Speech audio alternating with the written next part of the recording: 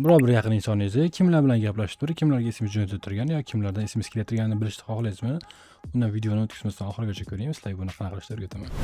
Brauzerimizdan usul.uz saytiga kiramiz va shaxsiy kabinet bo'limini bosamiz va bu yerda yangi oyna ochiladi.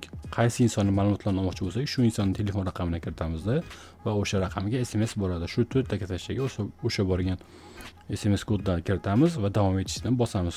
Bo'ldi. Shaxsiy kabinetimizga o'tadi va bu yerdan pastroqqa tushamiz-da, ko'rsanglar tafsilot bo'limi bor. Tafsilot bo'limiga bosamiz va bu yerda oyni tanlab olsanglar bo'ladi. Xohlasanglar sanani va o'sha sanani tanlab turib belgilab, qaysi kundan qaysi kungacha bo'lgan sanani tanlab olsanglar, xohlasanglar PDF, xohlasanglar Excel format tanlab turib, albatta sanani belgilab olinglar. Sanani belgilab turib, davom etish hisobot olish bo'limini bosamiz.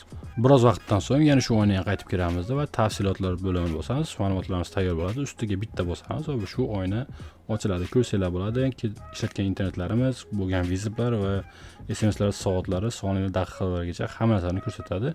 Bemalol kelib foydalansanglar bo'ladi. Agar sizlarga ham boshqa kompaniyalar qiziq bo'lsa, kommentlarga o'z ishlatadigan mobil sim kartalaringizni yozib qoldiringlar. Men sizlarga qanaqa qilishni keyingi videolarda o'rgataman. Videoga like bosib turib, kommentariyaga o'z fikringizni yozib qoldiring. Videoni kerakli do'stlarga jo'natib qo'yinglar.